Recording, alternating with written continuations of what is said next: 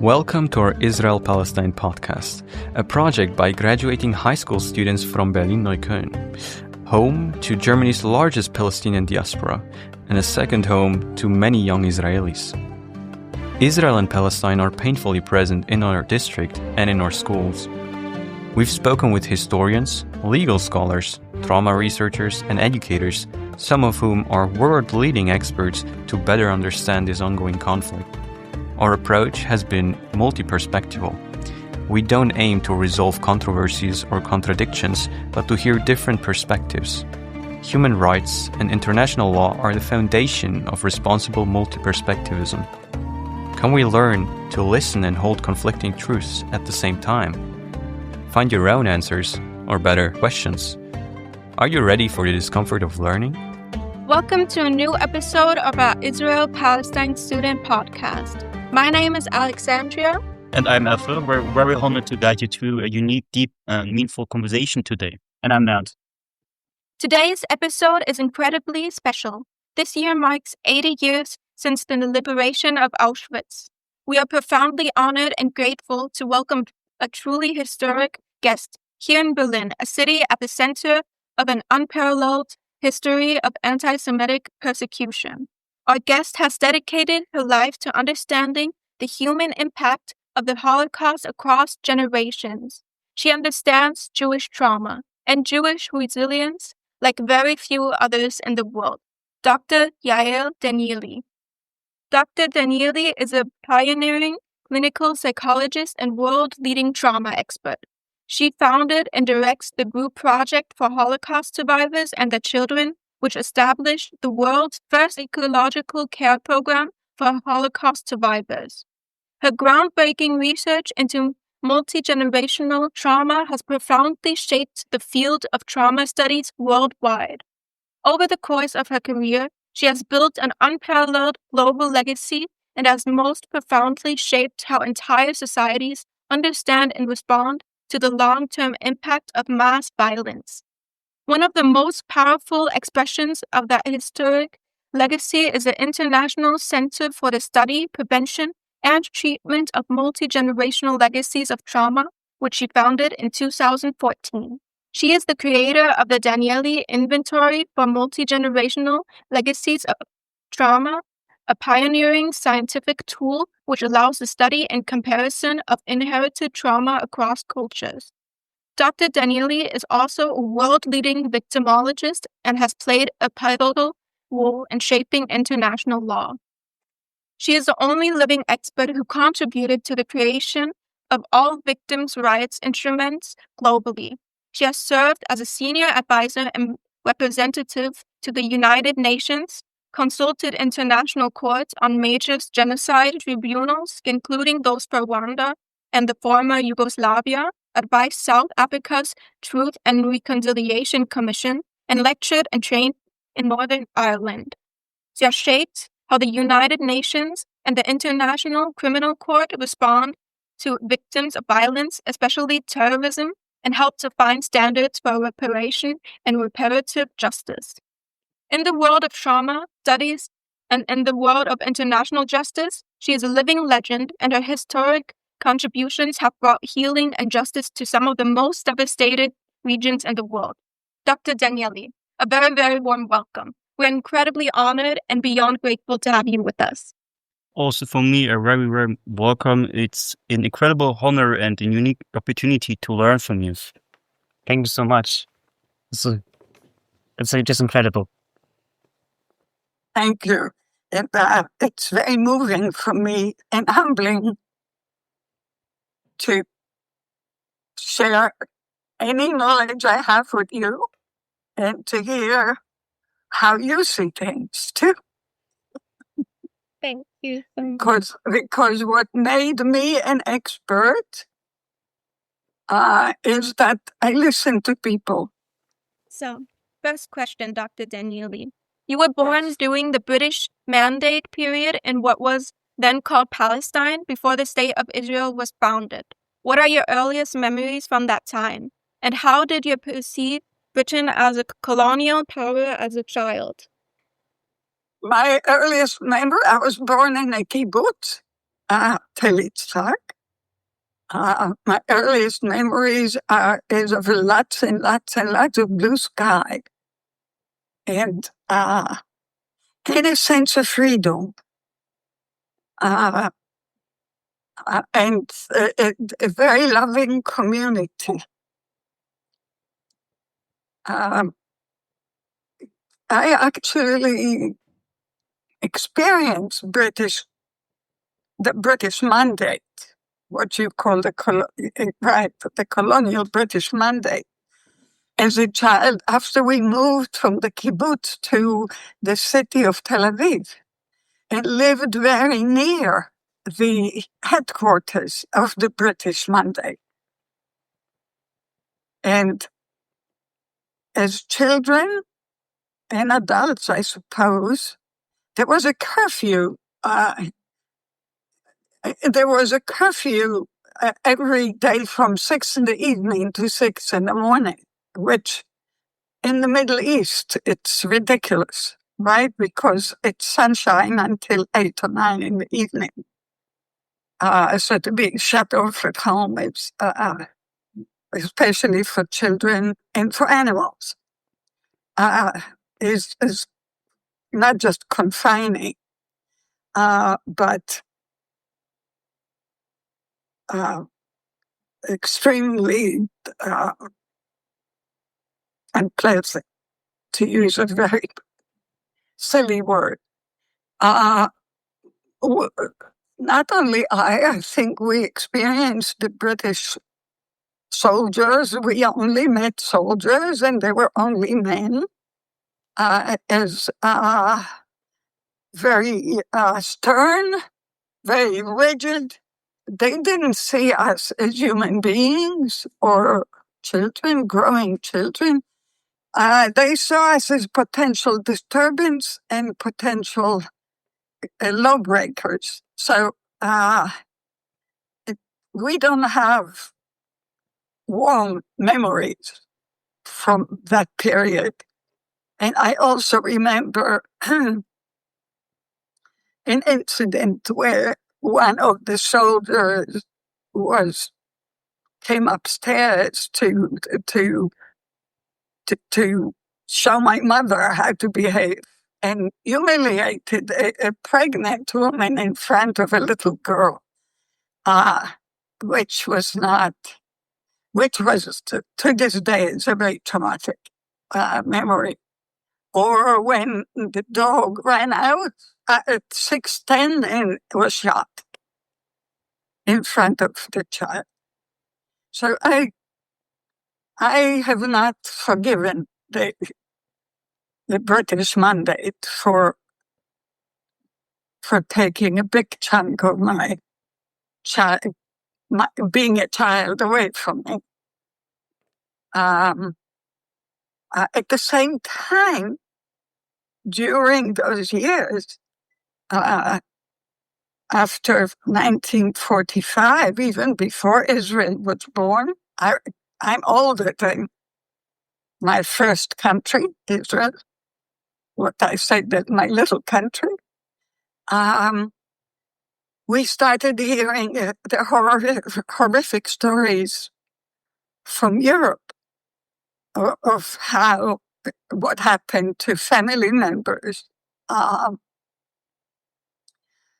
So while we had lots and lots of blue sky and sunshine, and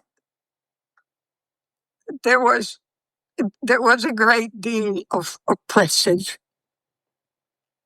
air, oppression in our air, and a lot of sadness and fear. So, but there was, as always, with the Jewish people, we always had humor. We always had singing and music. And I was very lucky to have a mother who was a teacher who loved to teach. And hopefully gave me the same love. So I love being with you. So life had a great deal of meaning despite the darkness. Thank you for asking. I thought because you asked me that question, I have been having many memories of that period. So thank you for asking. My pleasure. Can you remember the day when the state of Israel was proclaimed? What did it mean to you? I remember it as if it were yesterday. I was asleep and I was woken up by lots of singing and dancing. And adults look funny, right? They look so happy. So I learned that adults can be funny and happy too. And I asked my mother what's happening, and she said, we have a country. And it was a wonderful, wonderful joy and in the air everywhere. And again, but there's always also sadness. And there was, and my mother explained to me that the United Nations recognized Israel. So there was also a sense of acknowledgement of our own country coming back home, being at home and being at an acknowledged home after 2,000 years in the diaspora, and a great deal of, again, it's always the whole range of things, the values and culture and contributing to communities around the world in the diaspora, but also the horrible stories of pogroms and oppressions, etc. So it had the feeling of having a legitimate home, and it was very, very wonderful. But that was at night. In the morning, every child like me became familiar with bombers and bombing and shooting, and the whole. We were attacked by 7 Arab countries the next morning. That we were not wanted in that neighborhood. So while we were happy that at night, in the morning, the war began. That's what we call the War of Independence. There were so many wars after that. Yeah. You later pioneered the first psychological care program for Holocaust survivors. But as a child, you must have also witnessed the arrival of many survivors into the newly founded state. What do you remember about them? I'm not sure if it's a memory, if it's an actual memory or a fantasy, but it's a very important one.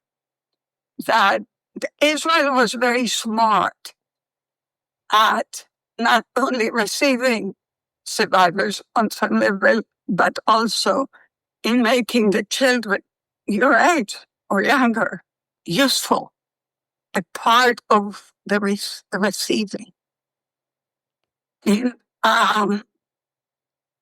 So I have this memory where I'm in a little white dress with challah, the Jewish Friday bread, and honey and salt. This going to a survivor who disembarked from a walking toward the survivor who disembarked from the boat, and she remained one of my most important figures in my life, like a second mother, for the rest of my life. She told me later that in Auschwitz, one of her jobs was to clear the bodies from the crematoria. And one of the bodies was her father's. And she became mad. And she went to the fence. Do you know what that meant? To kill herself? Right? But from the corner of her eye, she saw the guard aiming his gun at her. And she had that impulse saying, I'm not going to give it to you so easily. But at the same time that she decided to let her live, she also decided that she will never marry and never have children in this kind of world.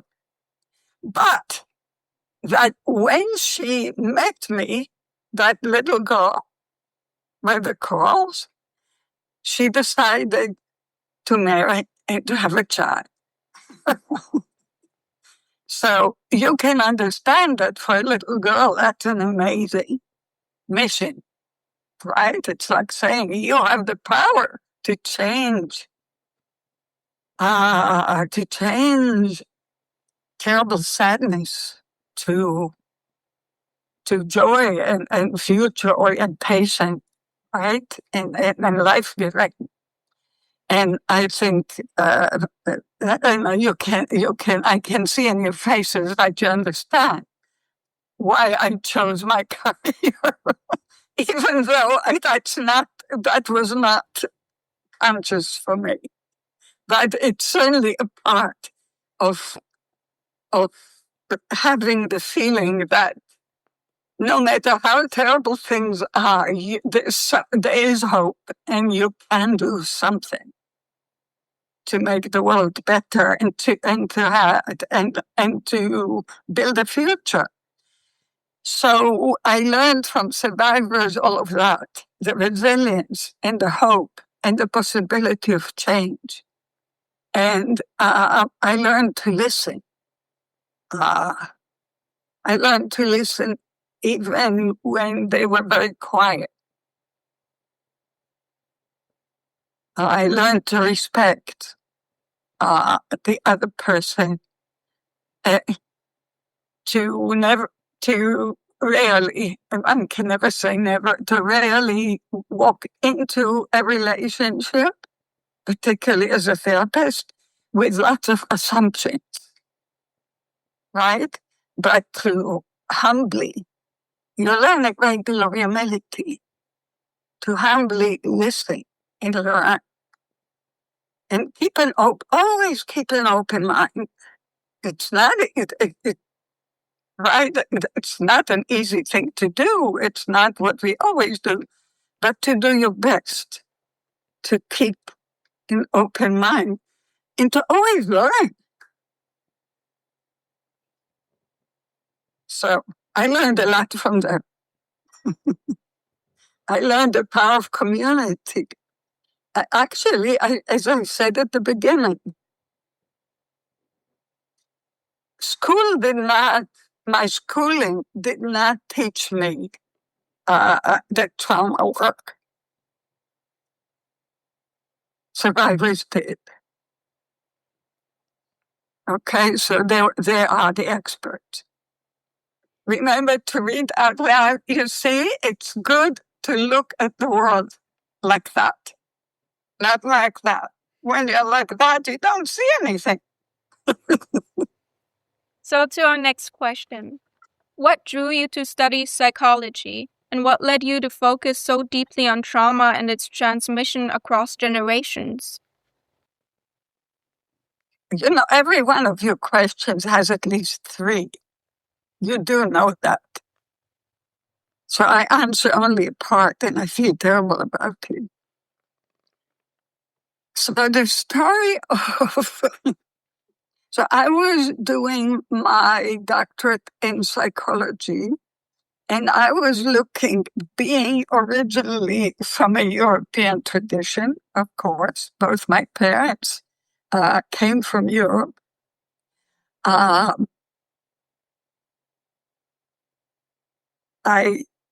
believed when I was choosing my doctoral dissertation here in New York already, I wanted to have I wanted it to be meaningful.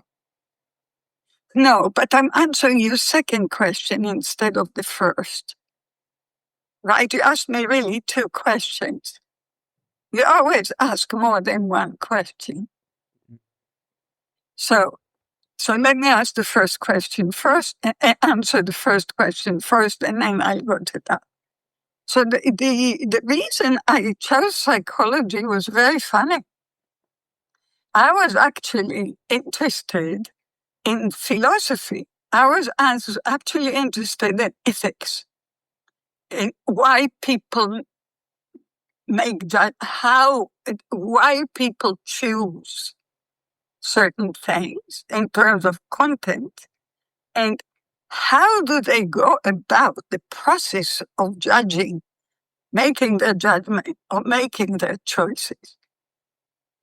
That is, to this day, a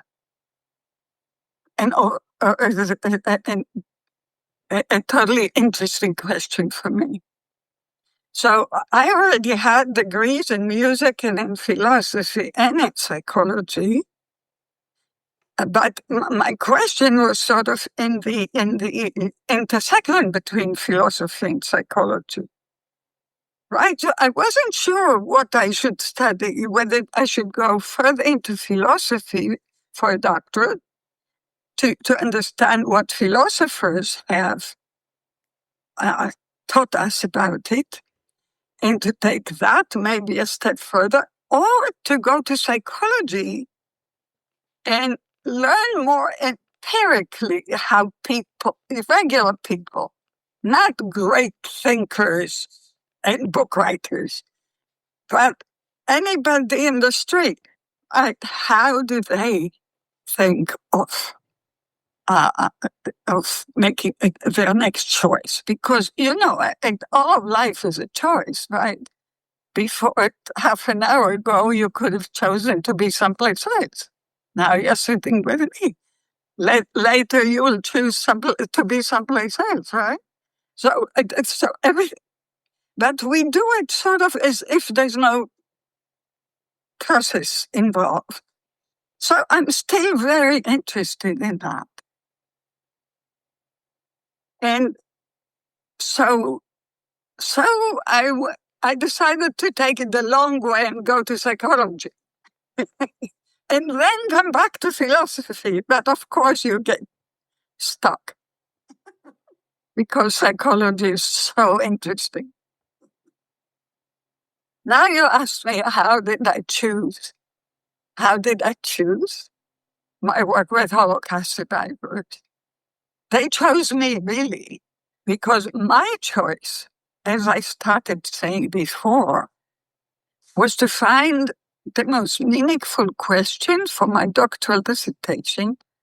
And I looked back not back, it was in the 60s, it was in the middle of the 20th century. And I basically said, this is a horrible century. Why do people remain alive? Why do we choose to stay? To give humanity another chance and another chance. I still have that question today. It's even more serious. It's a question of how come we don't really learn from history, even though we say never again, never again, never again. And so, and I hope you continue asking yourselves these questions in study, because these are the core issues about what being human is about, right? We can say God put us here, okay. What do we do with the time we have, right? What are our choices? So, the only answer I could come up with was hope. That no matter what, there is this little secret called hope. So I decided to study the phenomenology and the psychology of hope. And how do you study that? Again, I I decided to, not again, I decided to ask people. So I was teaching at the time. Some of my students would sit in a bus stop, and when people would miss a bus, they would ask the people, "How do you feel now?" It's like, what goes through your mind?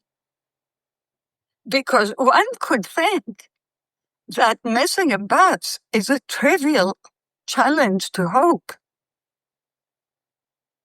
But it may or may not, because you might lose your job.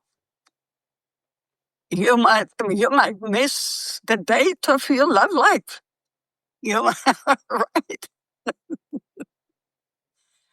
So my students immediately learned a lot about life. But so my divorced students interviewed divorced people. My disabled student interviewed disabled people, etc. And I took what I thought was the most serious challenge to hope, which were Holocaust survivors, terminally diagnosed people, and POWs, or prisoners of war, right? People for whom hope was most terribly challenged. And I learned a lot. I still live with the fruit of what I've learned. But I learned even from the fact that my professors said, they don't talk to survivors don't talk to anybody. Why would you talk to you? Oh, right. This was in the 60s, right? 1960s. I don't even know that your parents were already alive. And those were the days when you didn't talk about things. Shanda, as you say. So, my experience was exactly the opposite. I would come to survivors' home, and typically they would sit me in the kitchen. I would come after. And I also believed in learning and studying where things happen, not just through books or in a library or in my office. So I would go to people's homes, and they would put me in the kitchen, and rarely would I leave before the next morning. So I learned 100%, which doesn't exist in science. Everyone said to me, nobody would listen to us or believe our story. They even said that lawyers wouldn't listen to them. And worst for me, I was very idealistic graduate student. They said that even therapists didn't listen to them. And I said, this is horrible. I was shocked. So while I learned a lot about hope and the challenges to hope, and I even published a little bit about that, I changed my doctoral dissertation because I felt very urgent that I must understand how come society in general, but therapists in particular, or lawyers, professionals who must listen in order to understand and help, right? How come they don't listen? Something is, I was shocked. And I read as much as I could. There was the phrase at the time, the conspiracy of silence. So I decided to study the conspiracy of silence to understand how come people, not just society in general, because society in general is supposed to care for its members, right? But therapists, doctors, nurses, police, lawyers, judges are contracted. It's by contract. that they must listen. How come they break it? So I decided to study the one profession who is trained not only to listen, but also to the other, but to observe themselves listening. And what is it? Psychology.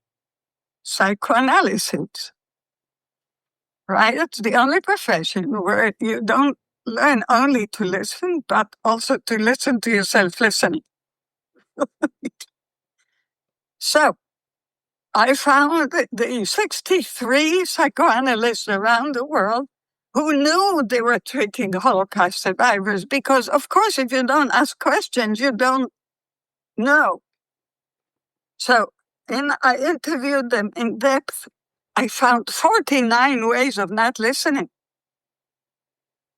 We are geniuses at not listening to each other. It's amazing. But also at the same time, so that was my study, and it took me a while to earn my doctorate. I also, to now take, after all this big trip to answer your questions, I also, because there was I was sure that there were programs around the world to help survivors, but no. So we just got together with survivors, and actually it's very connected to German history. You know why? Because the woman who built the project with me, Lisette Lamont-Finn, a survivor of the Holocaust, wrote an opinion in the New York Times after the Munich Olympic massacre. Do you know about it? 1972? Oh, it happened in Munich. Palestinians, they call themselves the Right Brigade, attacked the Israeli Olympians, and killed and tortured and took hostages. And then the German police, who tried to help, actually messed it all up further. It's one of the most horrible. Please do read about it. History is really important to learn from. So she wrote in the Times, and she wrote about how, as a Holocaust survivor, she watched the news and she was reliving the Holocaust. And I called her, I somehow found her, and we became the closest of friends. But we also built together this project for survivors. And then I also learned in those interviews at night that I would say to survivors, the kids would come in too, the neighbors would come in. So I started learning about the children, that they were affected too.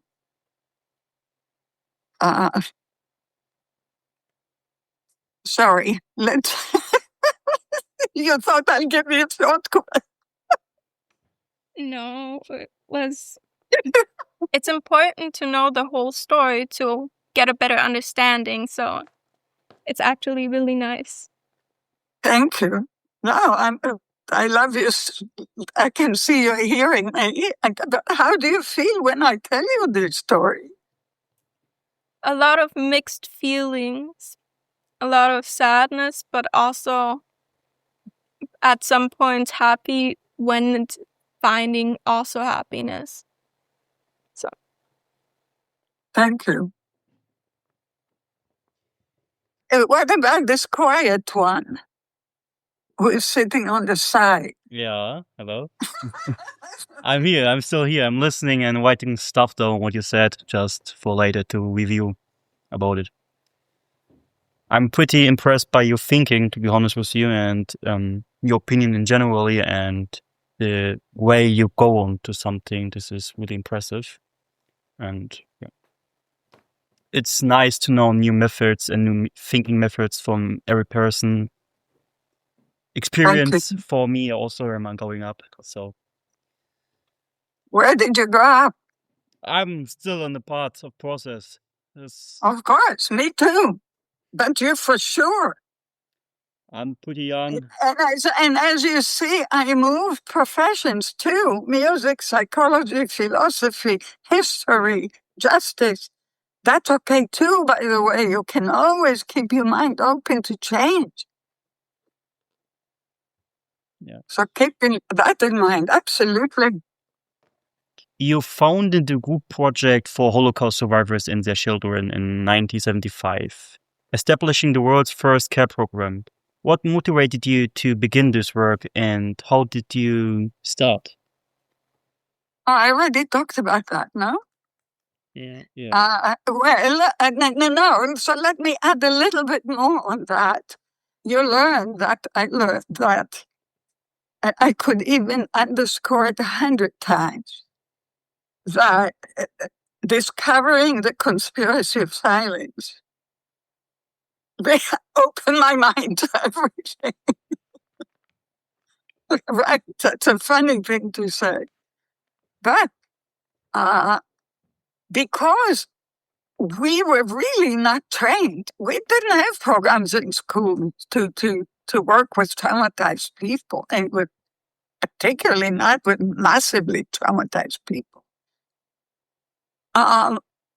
So we learned from survivors. So we said, let's meet in groups. Our skills were to maybe facilitate the group process, right, and discussion. And we learned from survivors, right? And so that's the meaning of the word group, right? Group projects for Holocaust survivors and their children. We discovered the value of being together as a healer, as a healing component. And again, we were very open. There were children who wanted groups. We had groups for children of survivors. There were spouses who wanted spouse groups. We'll have, so this is really how we did it. And every 2 or 3 months, we used to have what we call the intergenerational community meetings. It usually took place on a Sunday, either in a synagogue or another institution that would contribute the space. And we would meet there and just talk about whatever comes up. So I hope I answered that question well enough. I'm sure it will come up more. It's well enough. I'm pretty thankful for your answer. Thank you. What are some of the most profound lessons you have learned from hearing the stories of Holocaust survivors? I already told you. Yeah. I'm sure I can say more, but I think I already told you that. They were my teachers. And for me to say that teacher is very important. They're still my teachers. I still quote them. Yeah. So you've written about the conspiracy of silence that often follows traumatic events. Can you explain what that means and how it affected Holocaust survivors and their families? Yes, I think I already began to touch on it, but let me answer the second part of it. They felt, and I learned a lot more later, with others, victimized populations. Okay? Actually, I learned that the conspiracy of silence followed most terrible events. And I will jump ahead of time in your list of questions and say that the silence after trauma, and I'm not the only one who says that. Hans Keilson, a psychiatrist in Holland, called it the third traumatic sequence. And indeed said, and I'm in total agreement, that when the environment or the society, the post-trauma environment is there, open, healing, listening, the survivors feel embraced and don't need to hide their experiences. The meaning of conspiracy is the survivor was desperate to talk, especially those who saw it as their jobs to not let the world forget, right? But if this society basically shut them up, the message was, shut up, we can't stand you and your stories. So even within the family then, in order to raise, quote, normal children, they wouldn't tell the children. So that's how the conspiracy of silence grows and grows and grows and grows. And the outcome is isolation, loneliness, being burdened, both parents and children, with the memories, with the stories, with the feelings, all alone.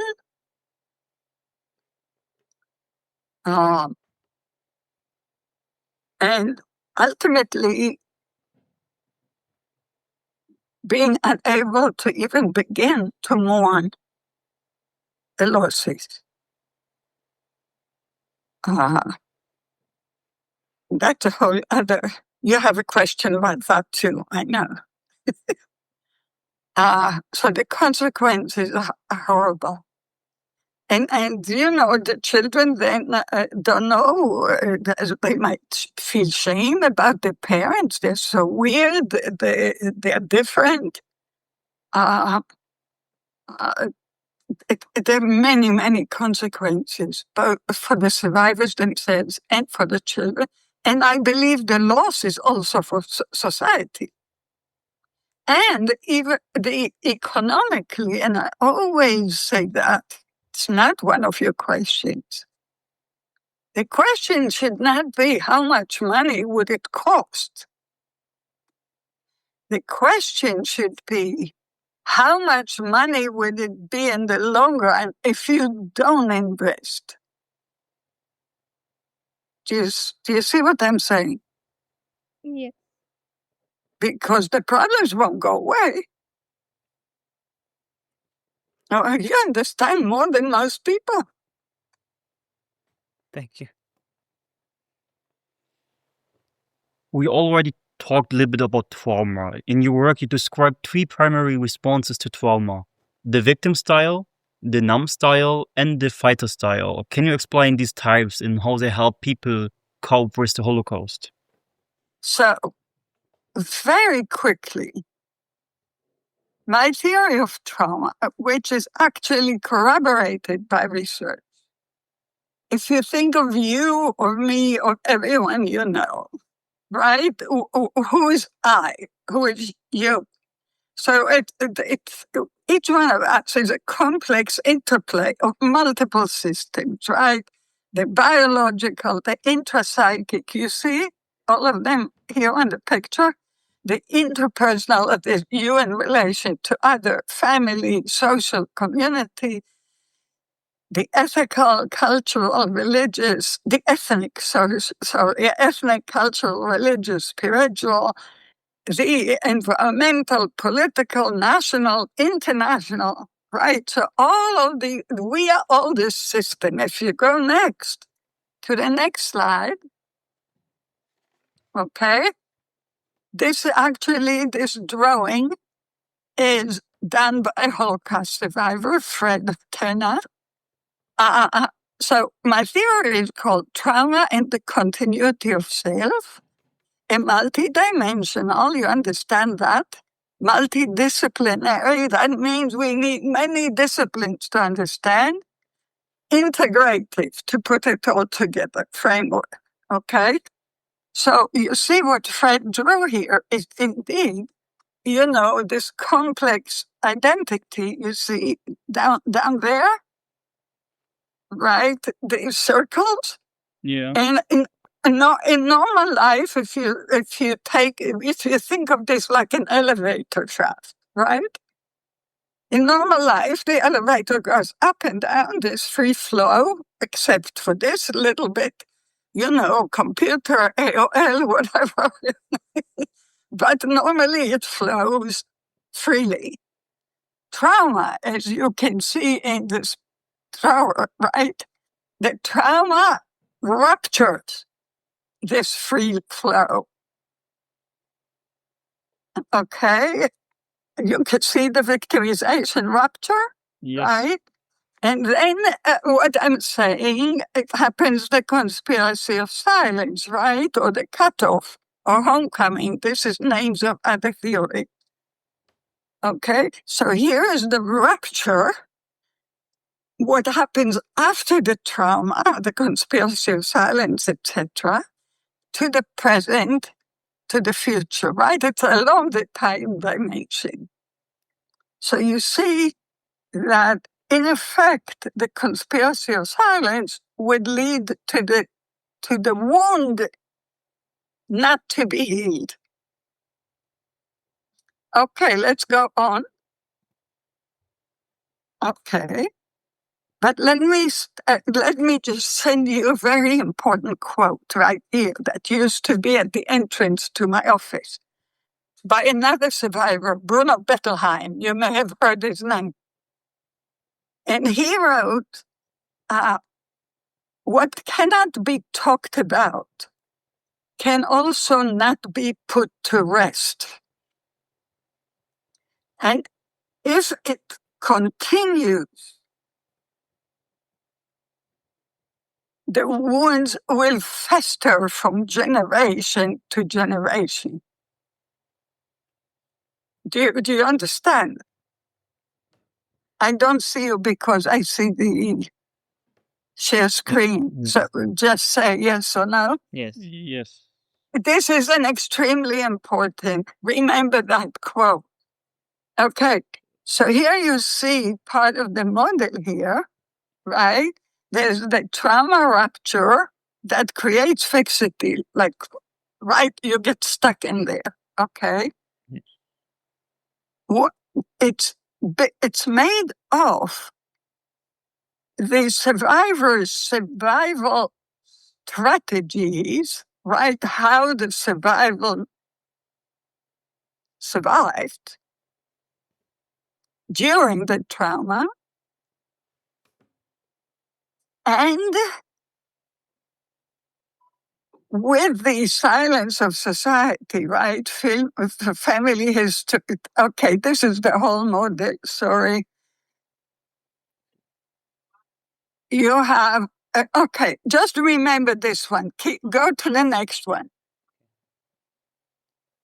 Okay. Because that was almost premature. That's the whole model.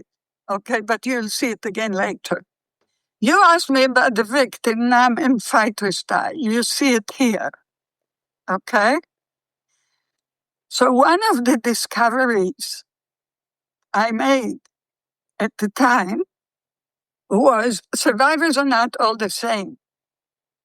They have different ways of responding, both to the trauma itself and to what happens after the trauma.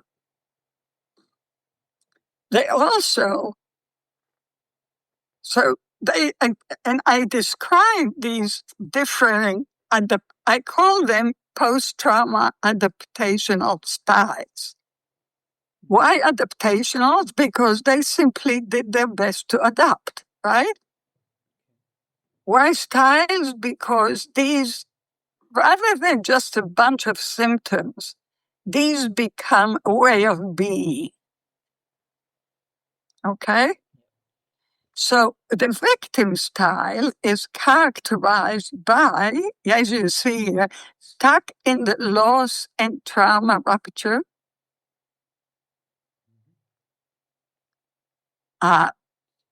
Is very, you know what emotional volatility is? It's ready to respond emotionally all the time. And that's how they control the environment. And overprotection. They always need to know where everybody is, especially the child. Okay, that's the victim style. You can remember in your own mind people like that, right? Yeah. Okay. Now style are people who... So the victim style is still like being a victim all the time. The now style is as if they are in the moment, as if the Holocaust happened yesterday. It's still there. So it has emotional isolation and detachment. They're frozen in time. Okay. Conspiracy of silence in a family, they don't talk. And by the way, they don't talk about bad things, but also not about good things, because everything has to be kept. And they have intolerance of weakness. Weakness makes them very nervous, because it means you can die, right? In the Holocaust world. Fighter style is characterized by valuing mastery and justice, and valuing Jewish identity. But to generalize, it values one's group's identity, right? The three of you belong to three different groups, right? So that would mean you value your identity. You don't put it down. It's important. Okay, so this is the answer to your question.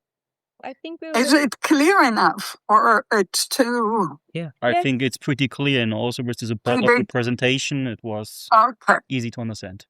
Yeah, so I actually shared with you what I would share with other experts. You should feel very, very... I'm really honored. So there are two lessons you want to remember here. Number one, individuals are unique and they have a particular way of behaving. Okay, that's one important. And then you want to respect their way of adapting. Even if it looks crazy to you, still you want to remember and ask yourself, what does it do for them? How did it save their lives? How did it... Okay. So we've already touched on it a bit, I believe. I'm sure I answered all your questions already, but let's go.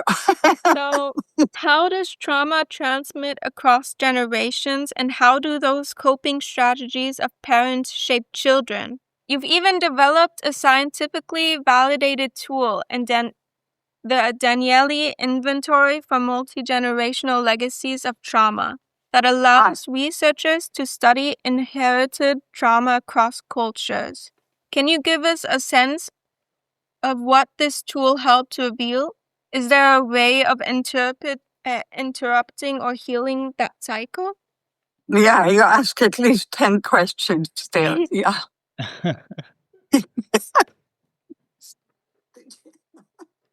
So you remember, so these were the parents' adaptational styles, right? Mm-hmm. What the children, what I call the impact on the children is reparative adaptational impacts. Maybe I should first describe it, but right. So this is the way the children responded to their lives, right? So let me make the connection. Those adaptational styles, right, become, in fact, the biopsychosocial milieu into which the baby is born. Can you see that? Yeah? Yeah. You remember those different styles? The Yes. baby is born into each one. Yes. Yeah. So, and the baby has to adapt. That's why it's adaptational. The word adaptation, right? Yeah.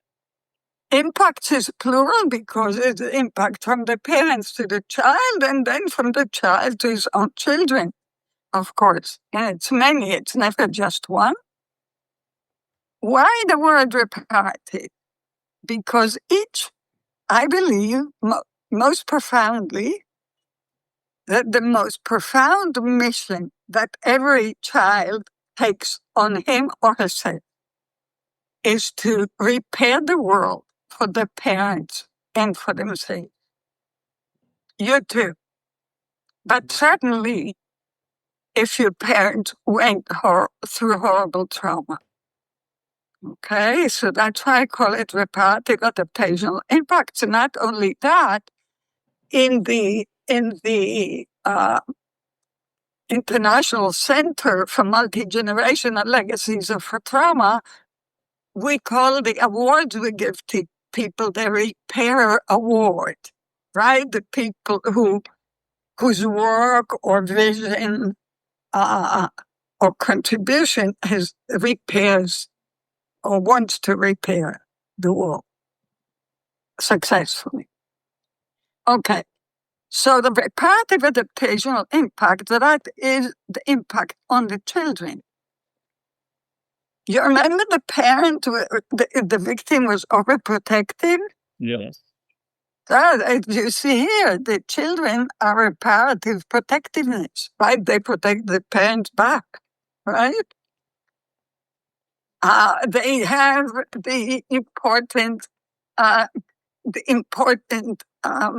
dilemma all the time of the insecurity about competence. Am I good enough? Do I do things well enough? Can I do them? Etc. Yeah. That's very important because deeply and unconsciously the question is really might be, can I survive the Holocaust that my parents survived, right? Mm-hmm. Am I up to the task of living? Then there's defensive psychosocial construction. It's you isolate when you feel threatened from people, from society. On the other hand, you have a need for power and control, right? Part of what the parents want is to teach you to survive anything, right? So sometimes you feel power and control when you actually don't, and sometimes you feel powerless when you actually have the power. But there's the need for power and control. You might have obsession with the Holocaust. So you watch everything, you read everything, etc. And you look immaturely dependent. You're always with your parents the same way they call you all the time, you call them all the time, etc.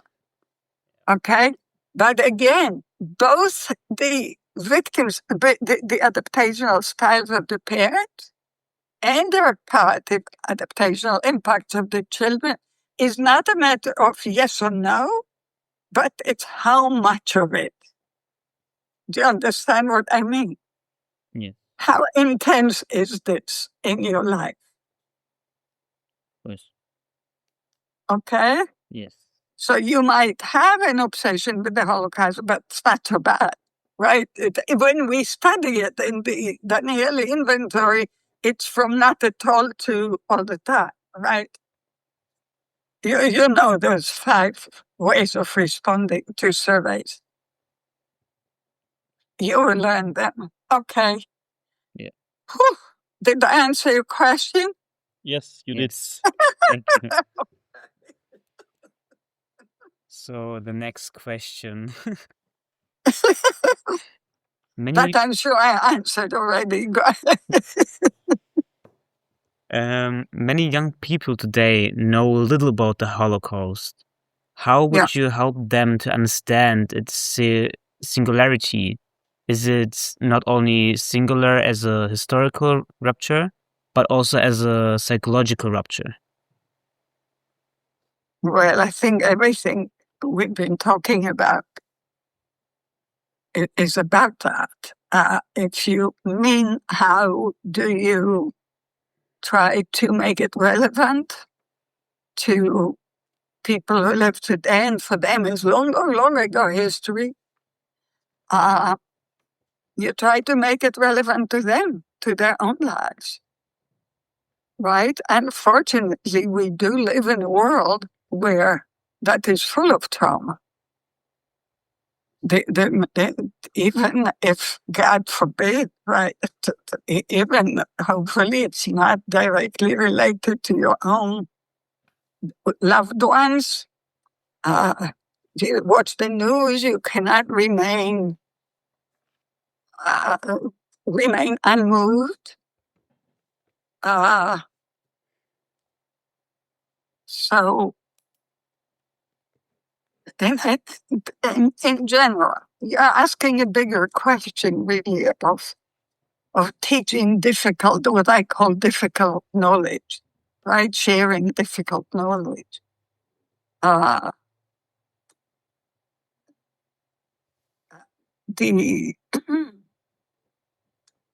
The conspiracy of silence from the societal point of view is because it is difficult knowledge, and it didn't want to have anything to do with it, right? It would much rather celebrate the victory and build a new society than spend the correct time to heal the wounds of the past, or feel like a long ago past. But you make it, you do your best to make it relevant. But look, there are many distortions of making it relevant too, right? It's to call Jews themselves Nazis. So the present is hard enough. Yeah. Go ahead. You were passing a. What do you think about that, actually? How would you teach friends of yours? That's difficult. Oh, it is difficult. It's difficult knowledge. But you know your generation better than I do, right? How do you get attention? Probably connecting it to today, connecting the history to today, so they can feel involved and they need to rethink their opinions. So that makes it relevant. I feel like. Yeah. Please. Yeah, exactly. So you're saying similarly to what I said, to make it relevant to their own lives. Thank you for saying it in your words. Absolutely. And also, the same what I said before about investing resources in the future. Understanding that if we don't, we are just collecting a whole lot of debt, psychosocial debt, that we have no idea where it will go. Your generation has, you are what at the UN we call the future generation, right? And by the way, not by the way, one of the things I'm most interested in and wrote about is the rights of future generations. You have rights, you know. Yeah. You have rights for the planet to remain there. You have rights for an environment that would ensure your own good life and your children's and grandchildren's good life. There's a reason why we talk about the rights of future generations. But if we don't learn from the past, we may indeed endanger your future and the future of your children. So, yeah, sometimes I wonder with the internet, with the fact that you can get information just by clicking, rather than going to a library and sitting for 5 hours and thinking about it, and struggling for it. I still order every book I hear about because I want to read it the way the writer meant it, rather the way the internet puts it. I don't know what the internet does with my own work too. Mm-hmm. Okay, so there's a lot of disinformation. You know all of those things. But so your generation has a whole lot of struggles that we didn't know about. Okay, so yes, learn from us, but also you have your own unique challenges. And God knows, everything is so fast now. Yeah. Yeah, this is quite true. We had the time. We took the time. Yeah. Maybe not. And time is such an important thing, isn't it? For sure, yeah. Cherish it. Don't just give your memory to this little thing. Cherish your memory. Keep it in there. Don't just put it on here. Sometimes I find myself now looking up things all the time. My God. So I worry about your imagination. I worry about the complexity of your mind. But you seem okay. We'll see. I certainly fight for your rights. Thank you. Thank you very much. It's part of multigenerational. So, Want to go through more questions? Probably. We can do it because you prepared them. Yeah. The first thing I wrote to Goran after I saw the question, brilliant, my God. the best questions I've gotten. thank you. So go ahead. So, you have helped center reparative justice as a response of the international community to victims of mass atrocities. Can you help us understand what it is and how it works? Yes, it's one of my cherished subjects. Actually, not only justice in general, absolutely. You know that this has been a part of my being many, at your age, right? But with others, I had coined and elaborate the term reparative justice, right? It's justice that doesn't only focus on the outcome, be it guilt or innocence of the offender or accused, right? And perhaps reparations for victims. So when I think of reparative, I don't think of reparations, but I think of repair.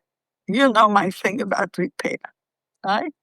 So I want not only the outcome, but I want the whole process of justice and the relationship of the justice system with the victim to be reparative, right? To be healing. no matter what the end is, no matter whether you even caught the perpetrator. I want the process of, okay?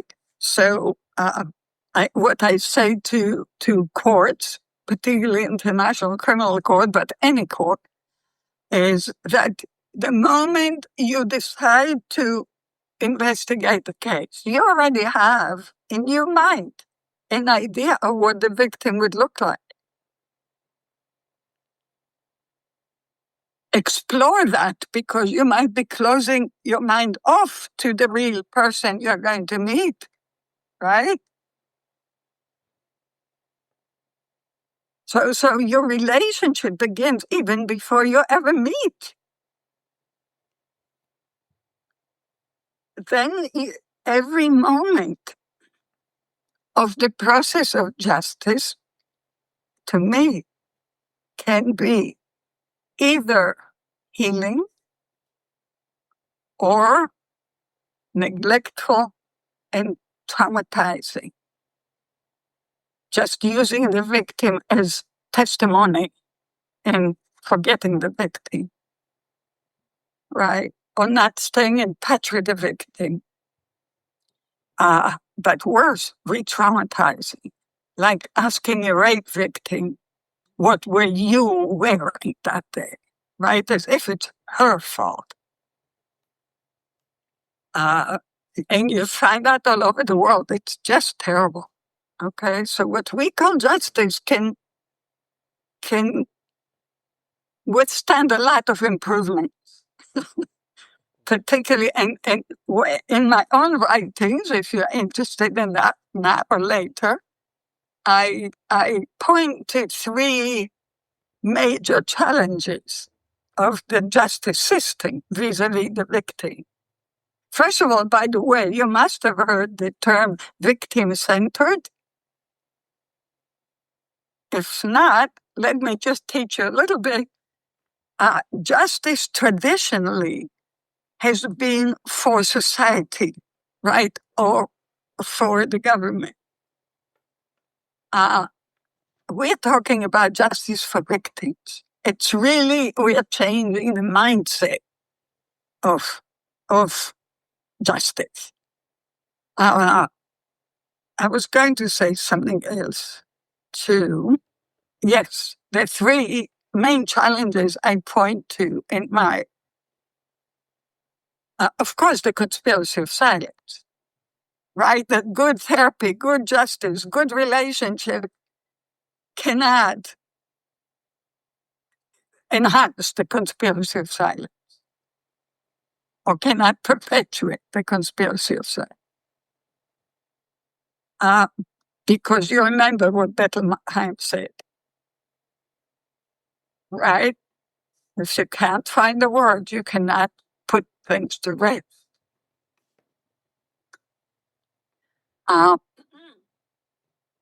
So one, and I put all three of them under distance.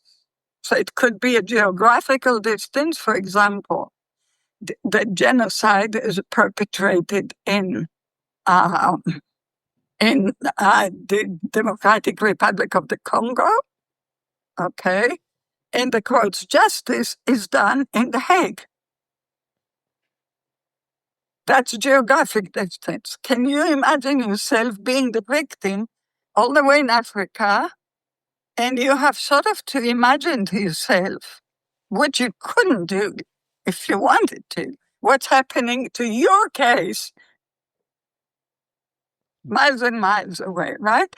So there's so many of those issues. There is distance in time.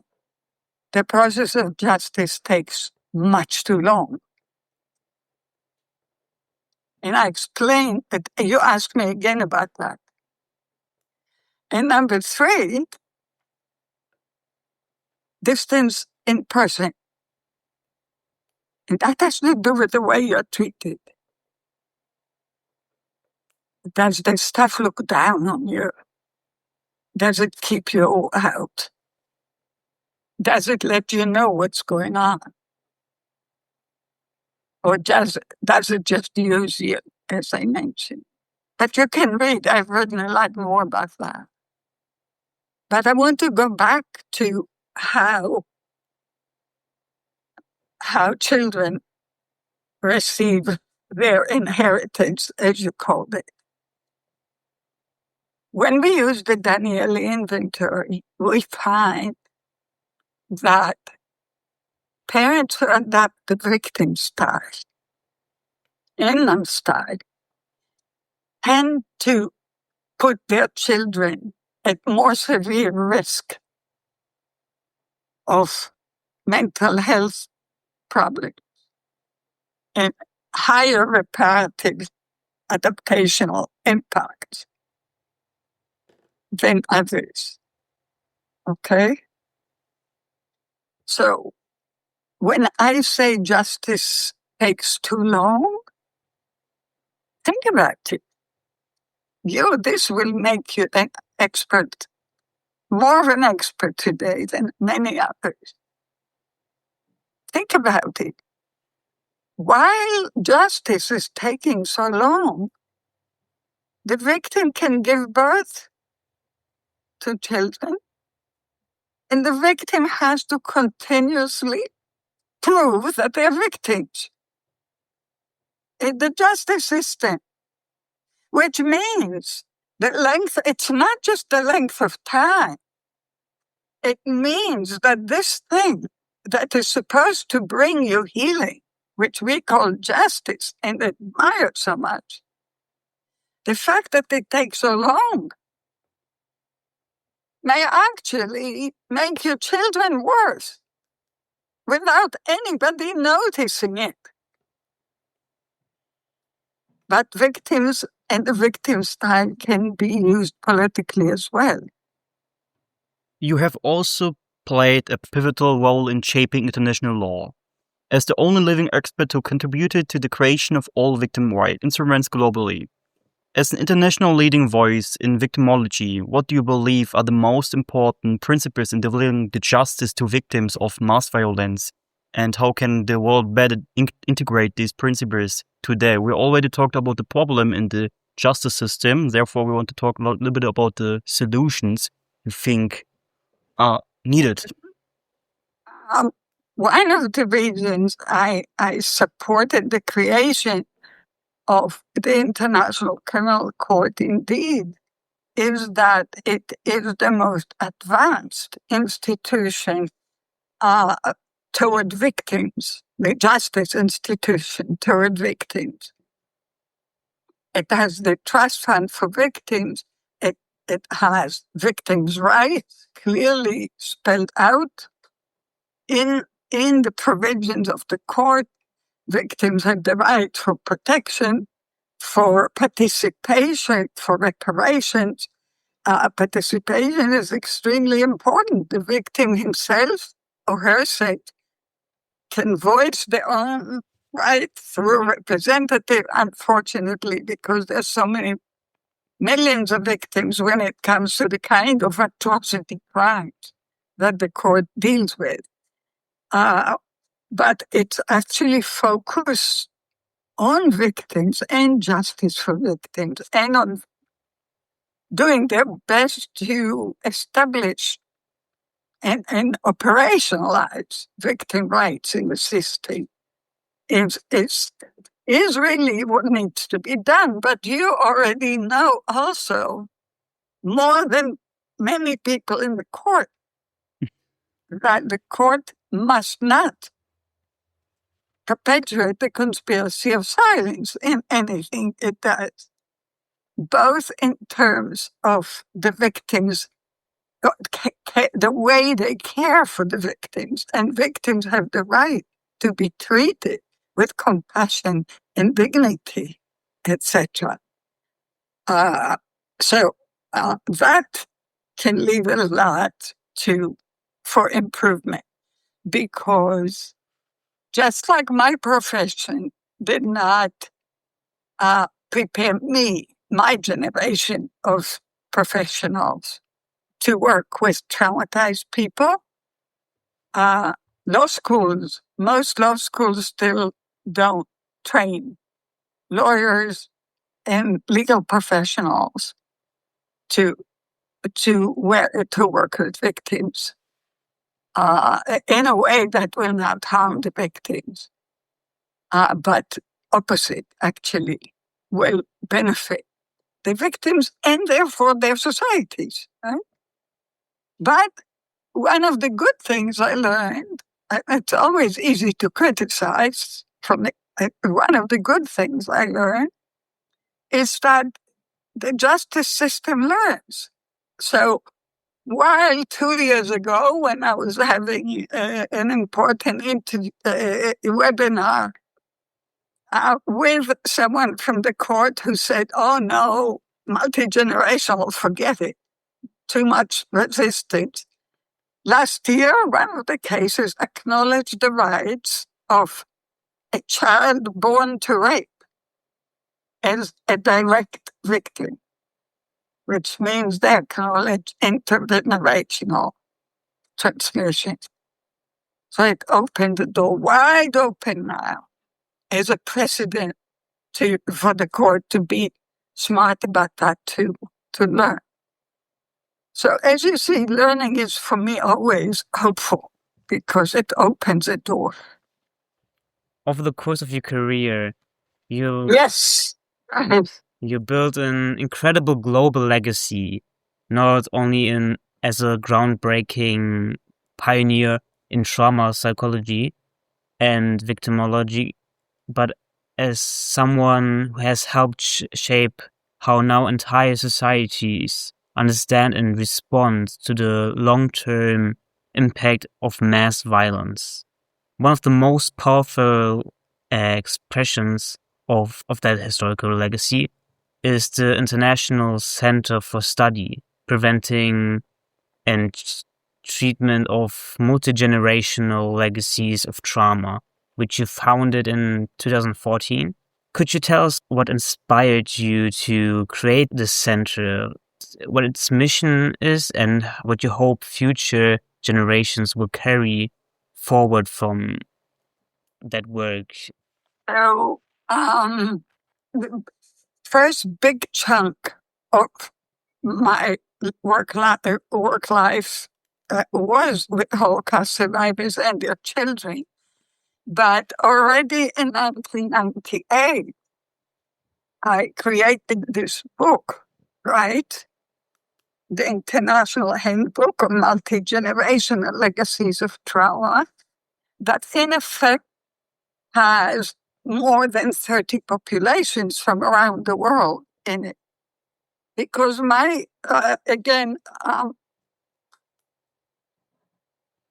let me speak for a moment. As a proud Jewish woman, there are three very important principles in Judaism about knowledge. Knowledge is freedom. At the same time, knowledge is responsibility.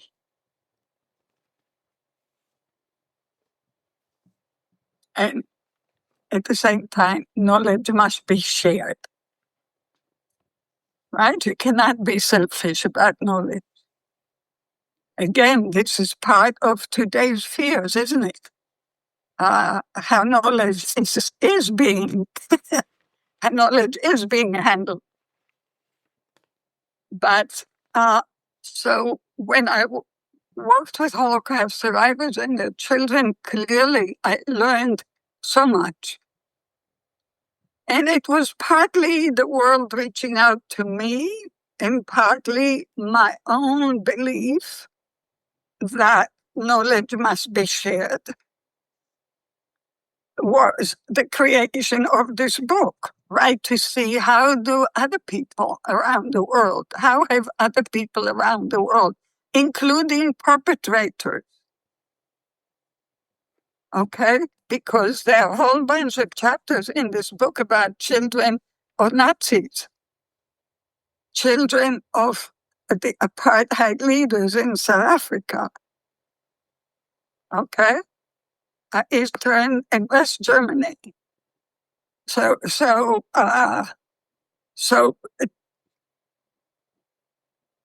So it was really both to share what we have learned from Holocaust survivors, but also to learn from all others how they have responded to their own trauma histories. What meaning did they give it?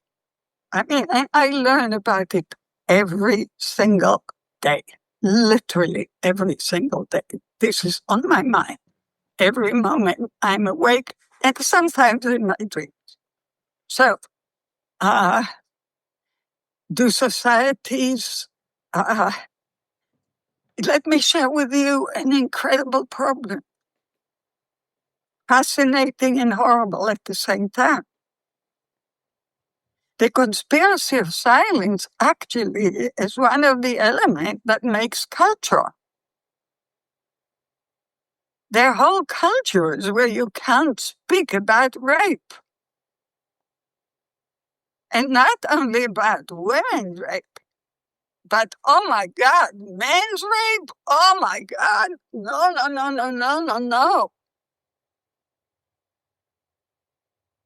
I learned that from societies around the world. I didn't know that.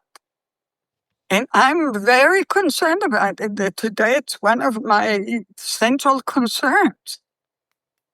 What does it mean that we tell people that your culture is bad for you? You know, that's a terrible thing to say. Also, you may be killed for that anyhow. There's not much tolerance today.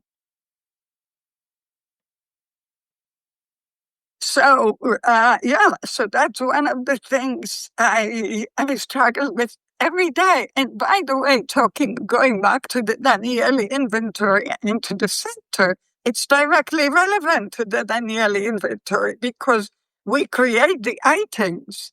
We ask questions about each trauma. And if you dare put, were you raped? Or was your father raped? Or people say to me, no, they would never respond to that. And I say to myself, oh my God, so they'll have to live all alone with that? How are they going to manage living all alone with that? See, so I respond knowing the outcome, knowing the danger, right? So help me if you come up with ideas about that. That's a major issue. But what brought me concretely to create the center is, one thing is that I was creating these international connections, right? And I was working all over the world anyhow, right? In all the, quote, horrible places. But it really started with the Danieli Inventory. So I will tell you, it's a young person story. When I was 72, because you started the internet, I didn't know anything about internet, but finally I got an email. And I get one email after the other from around the world, from students a little older than you, saying, Dr. Danieli, I want to learn the trauma of my people, but there is no questionnaire, there is no measure I can use. So my doctoral dissertation would not let me. Can you help? And I wrote all the time. I wrote everything I know. You create the measure. And then I realized that when I was there at the beginning of the field of trauma, there were maybe 20 books. Today, sometimes I think the books only about it. There are thousands and thousands. So I was feeling compassion and empathy. And I said, okay, we'll create the Danieli Inventory. I didn't call it the Danieli Inventory thing. I said, we'll create a measure. And because I was one of the pioneers of the field, and because I had I knew the best researchers in the field. I called them up and I said, let's create a measure. So we did. So then the question, so I was 72, it took about a few years to create the measure, to validate it. And then I realized that I was approaching 80 and I'm not going younger. So what do I want to leave as legacy? And believe it or not, it took us all these years to actually create the respect for the field of multigenerational legacies of trauma. Right? Because the same societies that didn't want to spend the money to help survivors certainly didn't want to spend the money to help children who were not even born. Germany has not paid reparations to children of survivors. It did for survivors. Not enough, but never mind. Not for children. It still hurts me. I hope I answered. My God, we continue and continue. You didn't know I don't know how to give short answers. It's okay. So Don't you want to take a glass of water? Now we are fine. We're professionals. We're I experts. have my tea.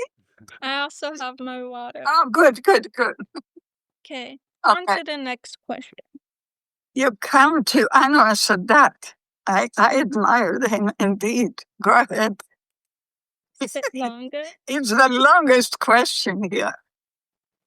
In 1977, Egyptian Yes. President Anwar Sadat became the first Arab leader to speak before the Israeli Knesset, a bold and unprecedented act that paved the way for the historic peace treaty between Egypt and Israel, signed 2 years later.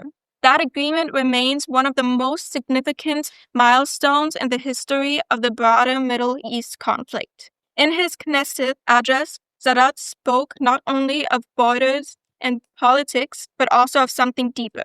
He said, "Yet there remains another wall. This wall constitutes a psychological barrier between us, a barrier of suspicion, a barrier of rejection, a barrier of fear of deception, a barrier of hallucinations around any action, deed, or decision, a barrier of cautious and erroneous interpretations of all and every event or statement. It is this psychological barrier which I described in official statements as representing 70% of the whole problem." From your perspective, as a trauma expert, would you agree with Sadat's assessment that 70% of the larger Middle East conflict is psychological in nature? And how does trauma psychology help us understand the long and painful history and the emotional dynamics that continue to shape both sides? So we can spend at least a week or two or a month on this question, of course. Or some of my colleagues spend a lifetime on that question. Thank you for asking that. Who came up with that question? So, Our little friend. Totally brilliant. And the only thing that it didn't anticipate, you're talking about both people. And it's not only two people. I mean, we can spend hours just defining who are the people involved, right, in this. And it's very, very similar to the conspiracy of science, right? It's really about 70% of how not to talk to each other. Now, the field of trauma, it's almost a wrong phrase because the field of trauma is rather complex itself, especially, I don't know about Germany, but in America, every expertise is a little bit, and every method is different. But at any rate, so not all of trauma psychology even approaches this as a question, right? I just am sending you one of the studies, one page of one of the studies I did for the UN Office of the High Commissioner of Human Rights about what needs to be done in terms of healing the victims. And let me share that, and this was in 1991, 92. As I always do, my experts are the victims, right? So what's necessary? I went and interviewed victims all over the world. What do they mean? What do they think they need? And my framework is always the framework of healing, right? Mhm. So I always talk about identity healing.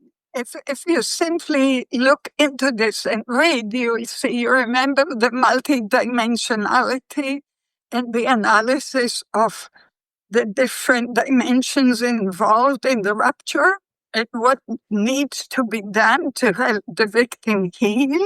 You see all of these elements, Yeah. and you see some of them are even overlapping. Mhm. One of you can read it. In the following, I summarize the necessary components for healing in the wake of morbid trauma. Emerged from interviews with survivors of the Nazi Holocaust, Japanese and Armenian Americans, victims from Argentina and Chile, and professionals working with them, both in and outside their countries. These components are presented as goals and recommendations organized from the A, individual, B, societal, C, national, and C, international perspectives as follows. A, reestablishment of the victim's equality of value, power, esteem, dignity, the basis of reparation in the society or nation. This is accomplished by A, compensation, both real and symbolic, B, restitution, C, rehabilitation, and D, commemoration. Right, and if while you read it, you can think both in terms of, let's say, the Jewish people in Germany, right? What was done, but also about applicability to Israel and the Palestinian people. Does it make sense to you? Yep. Yes. Yeah? Yep. About what needs to be done in order to reestablish the victims' equality of value, power, esteem, or dignity. Okay? Okay, so that was A. That was from the individual point of view. And B, go ahead, sweetie. B is from the societal point of view, right? Go ahead. B, relieving the victim's stigmatization and separation from society. This is accomplished by A, commemoration, B, memorials to heroism, C, empowerment, D, education on all levels and media. This is very important, right? So, for example, when you talk about, we spoke before about cultural differences, when you speak about, for example, memorials to heroism, different societies have different, commemorate different people. Some societies commemorate the people who killed the most, the highest number. Some societies commemorate the philosophers or the poets or the people of knowledge. You see that, right? Yeah. So these are the ideas of what to do, but it doesn't tell, because it's up to different society. So C is from a national point of view. Go ahead. C, repairing the nation's ability to provide and maintain equal value under law and the provisions of justice. This is accomplished by A, prosecution, B, genuine apology, C, establishing national secure public records. D, education on all levels and media. E, creating national mechanism for monitoring, conflict resolution, and preventive interventions. Okay, I'm sort of sorry because I keep reminding myself that you're high school students, and these ideas are rather complex, and each one of these points can take a whole day or month seminar, right? Yeah. So just but just to give you the feeling of not so much, oh my God, it's so complex, it cannot be done. Instead, it's complex. Let's do it the right way. Let's take the time and invest the resources, right? Because education, for example, it's not only in school, right? That's why I wrote on all levels in media. Everyone should have access to knowledge. The reason the word apology is not just apology, but genuine apology. Victims are very sensitive to whether it's genuine or just sorry, goodbye, right? Little c, establishing national secure public records. Very important. Do you know that the Nazi Holocaust has been denied, right? Mm-hmm. And most every horrible event has been denied. So it's very important to maintain secure public records. Actually, I believe it should be public records in the country and also outside the country, just in case a regime wants to destroy it. So just quickly read it, and I will not elaborate anymore, but you understand that it's complex, yes, and that each one is important. If you don't do one, if you decide it's too much, it won't do the job. All of them must be done. Go ahead. D is from the international point of view. Go ahead. It's the same as C, but internationally. Go ahead. D, asserting the commitment of the international community to combat impunity and provide and maintain equal value under law and the provisions of justice and redress. This is accomplished by A, utilizing ad hoc and permanent mechanism for prosecution, example given ad hoc tribunals, the International Criminal Court. B, establishing international secure public records. C, education on all levels and media. And D, creating international mechanism for monitoring, conflict resolution, and preventive interventions. Okay, I will not elaborate. You just take it in and use the next few years to get it. Okay? You promise? Yes. Wonderful. You can copy it and keep it in your pocket. Go ahead. Okay. It is important to emphasize that this comprehensive framework, rather than presenting alternative means of reparation or repair, really, sets out necessary complementary elements, all of which are needed to be applied in different ways, in different situations, cultures, and contexts, and at different points in time.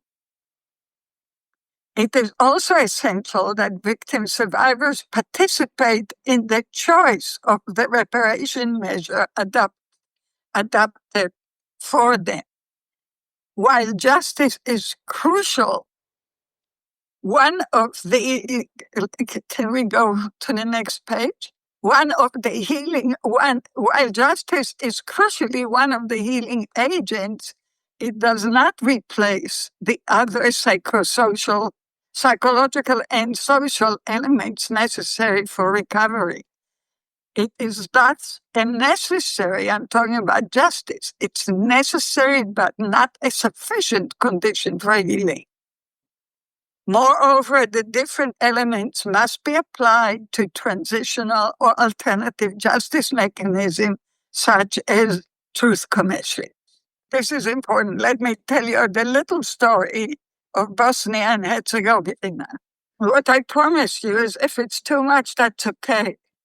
It will have more meaning next year and more meaning in 5 years and more meaning in 10 years. And then in 20 years, I hope you will give it more meaning, okay? And you'll continue. Now, let me share with you, I sort of answered the question. It's a huge question. I would say today, if Sadat were here, I would tell him that today it's 90%. And I'm being optimistic. Today, hate takes over so much. Hate and pain and fear. And today, everybody's so traumatized that it's hard to move in the air. So what I answered you was not so much how does trauma psychology help us, because trauma psychology can help the trauma, but think more like people like me who is not only in the trauma field, but is multidisciplinary, right?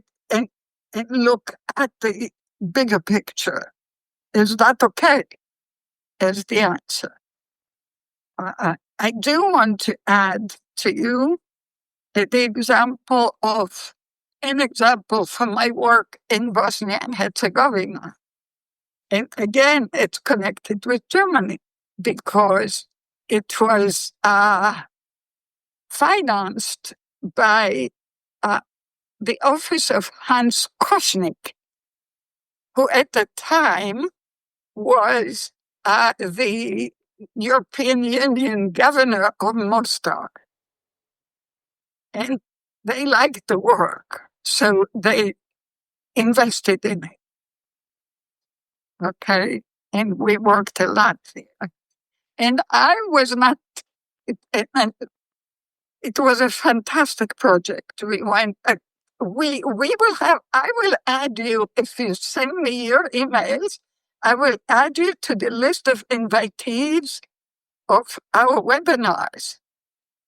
If you want, so you can attend our webinars. Also, actually, in 2 weeks, I'm speaking in Bosnia about the project. So, and in 4 weeks, I speak in Kurdistan, but in Erbil, in Iraqi Kurdistan.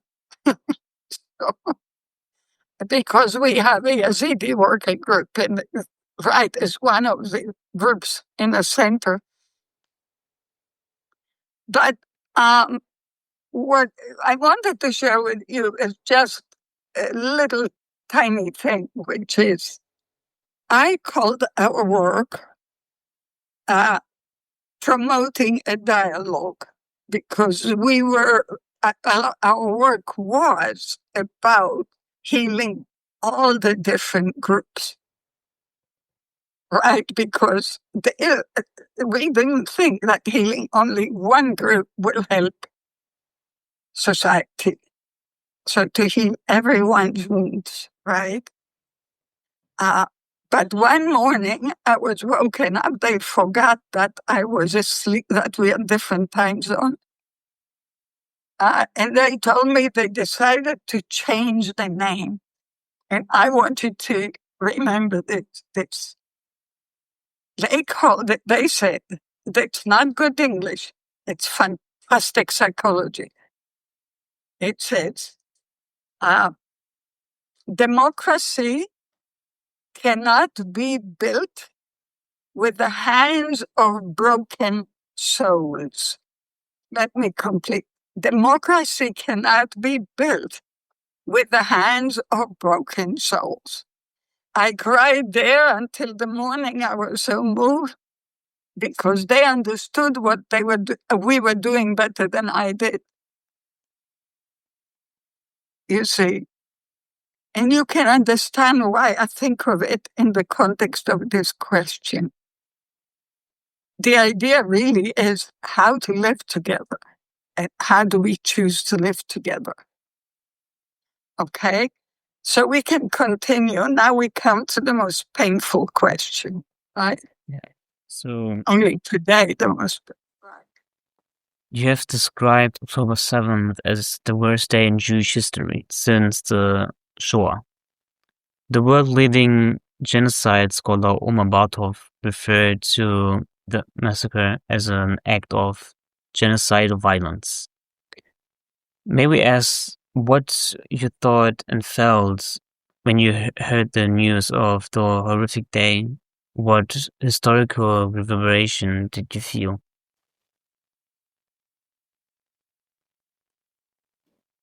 I was actually listening to the news from Israel, right? Because for me it was 11 at night, and I hear the news. So I first couldn't believe it. It was, they were in complete disbelief. I then, I really did feel, you're talking about historical reverberations. I felt, my God, this is the end. So, and I wouldn't, this was on Saturday, right? Sunday night, we met, several experts met. And I remember I said to one of them, who is a big politically knowledgeable person, I said, do you think Israel can just disappear? So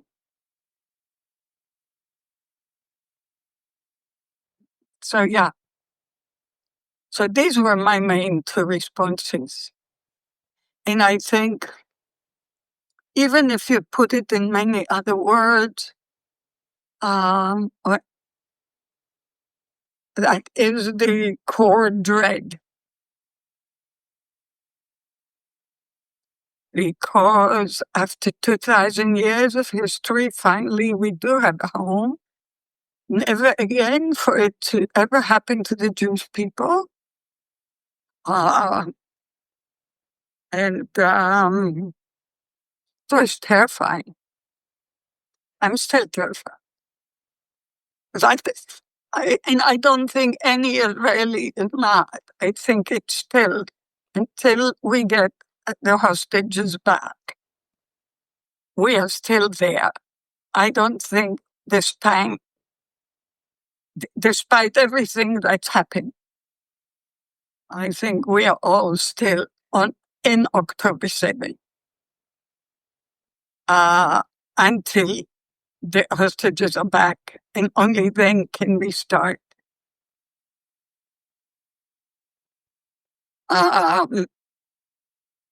So whatever Sadat said, he did. I don't think he really dreamt about that one. Yeah, we're still on October 7th, no matter what has transpired since.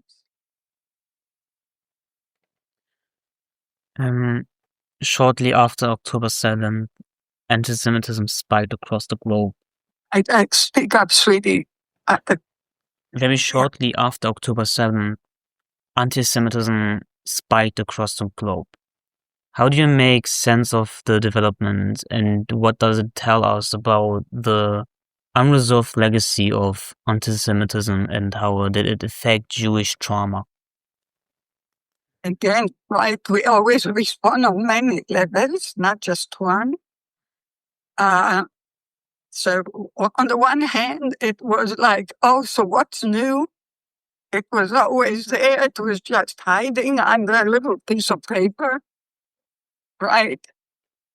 And it's now it's so bad because there was a time where anti-Semitism, you had to hide it because you didn't seem intelligent or culturally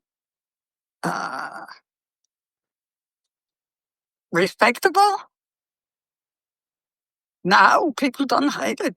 Now it's out in the open. So in some ways, because it's out in the open, it's almost easier to deal with.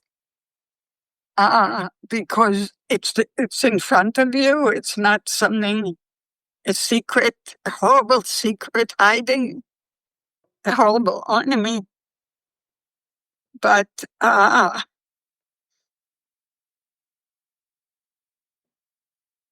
we live through a terrible time. We really do. And it used to be that we would say, and now there's one part we really do have to learn from is the part that we never, not that people didn't try to learn from the Holocaust. There have been trials here, here and there. And the United Nations, mostly out of guilt, put the Jews, allowed the Jews to have a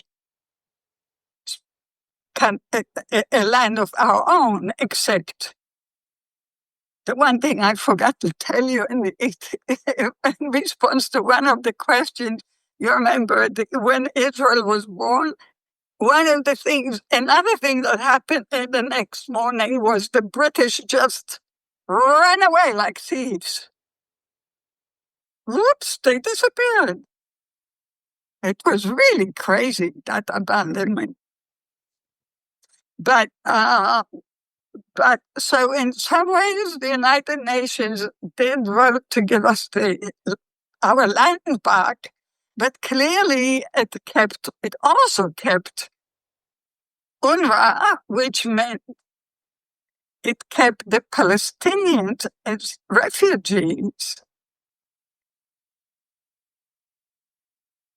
and didn't fully acknowledge that there are two indigenous owners of that land. And to work on that. It didn't quite. It focused more on the Jews were victims and let's give them a country. And also let's keep the Palestinians victims, let's give them UNRWA. But there was not an honest, Sadat is talking about 70%. He's not talking about the full Middle East. He was talking only about Egypt and Israel. Okay, maybe Jordan. So that's one thing. And the issue of anti-Semitism, I think, is still involved. We have not done a good enough job because it always, I don't know exactly why. I don't know. Your generation will have to answer that question. I just don't know. In some ways, I feel helpless about it. It's like, well, okay, hate me. What does it give you to hate me? Does it do anything good for you to hate me? What do you get out of it to hate me? It's, I guess in some ways, I have focused more on understanding the victim than the haters and the perpetrators. And so about anti-Semitism, you really have to learn from them. And I always feel a little guilty about that I'm not covering the whole picture. But I don't believe anti-Semitism is the only problem. It never is. It's almost there's a need of societies to create what's the word? Come on. You know the word. I'm thinking in Hebrew. To point to one subgroup and put all the blame, project all the blame on that subgroup. And if we only get rid of that, everything would be wonderful. Well, really, since when has anything become wonderful when you murdered a whole group? But society does that all the time, right? In 2014, ISIS decided to finish the Yazidis. In 1994, the Hutus decided to finish the Tutsis. Yeah, that's about the nature of humanity. And we have to learn to keep learning it to try to understand that. I'm afraid I don't have much hope to give you about that. Because, first of all, I'm not an expert on that. But don't forget also the other part, that nature keeps going and life keeps going. And so always keep your mind open to learn more and come up with more better questions and better solutions. But even yesterday, so Thailand, it's shooting there in that neighborhood. Everywhere there's a big shooting there or the other. Everywhere. Okay, let's continue with this. Do you think that Hamas deliberately sought to re-traumatize Jewish communities through October 7th, targeting the most painful wound of genocide? Some analysts argue that this was psychological warfare aimed to provoking retaliatory overreaction that would shift global public opinion. Others say the Netanyahu administration has followed that playbook and fallen into Hamas' trap. What is your perspective on that interpretation? I think everything was planned exactly as it turned out. I think Hamas planned the attack. Hamas planned the international response. It planned. Hamas planned years planning this brilliantly. If you're into destruction, and Hamas succeeded. So, including public opinion, including the demonstrations all over the world, no question. Yeah, I have no question about that. And Israel is terrible in public, in self-explanation. Like the one thing Israel just refuses to learn. So, go ahead. Some trauma scholars speak of reenactment or repetition compulsion in collective memory. Could you help us understand what those terms mean in psychotherapy? And do you think they can help explain some of what's unfolding today on both sides of the conflict collectively? It's very interesting because normally we are talking about reenactment or repetition compulsion in the therapeutic relationship, right? Or in a relationship. The key here, I will teach you something I used to teach when I taught at the university, and that was a lot of fun. And you can write it down. It's to treat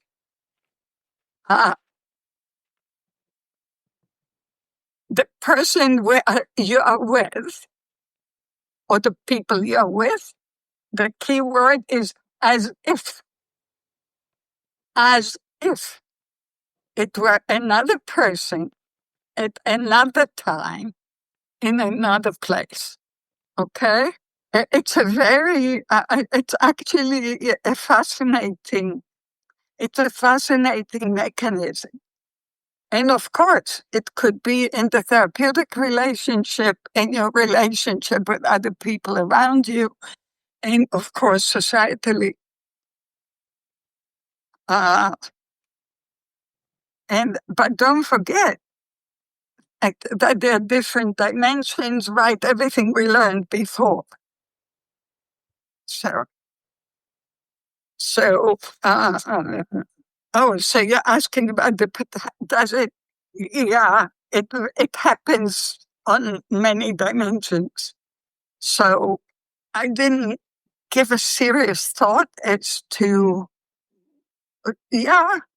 it's quite possible that cycle has not been broken, right? That is part of what's going on. Absolutely. And you keep hearing the same voices. Who is guilty? Who is guilty? They're guilty. They're guilty. Are they Nazis? Are they Nazis? Are they starvers? Are they starvers? That's that's quite possible. Absolutely. Mm-hmm. Many Jews experienced a profound sense of betrayal after October 7th, especially in parts of the left that did not only lack basic human empathy, but even glorified the attacks as a legitimate form of resistance. How do you explain that, and have you made similar experiences? Well, even the Secretary General of the United Nations said that. That was his first reaction, right? That implying that the Hamas had all the reasons to do this. Yeah. And to tell you more, I feel betrayed every day. I remember a very close colleague of mine, and I were talking, and she said to me, and this was like 2 weeks after October 7th, she said, "Stop the war already, stop it." And we never spoke since. It's, I had plenty of such experiences. They happen. This happened. I mean, only yesterday, you know that. You know, an Israeli boat came with vacationers to Greece, and there was a demonstration on the shore, and the vacationers were not allowed to have their vacation. They left for Cyprus. Now, what is that? But I don't mean to come across as not having total empathy and care for the children and women and the innocent people in Gaza. I feel total compassion for them. But all of us know that the Hamas are either hiding in the tunnels while their people are being killed, that they take the food and they're eating. It's a very, it's a horrible situation. But also we forgot Iran, we forgot the Hezbollah, we forgot, right? Your questions are focused just on the little piece of Israel and Hamas, forgetting all the rest of the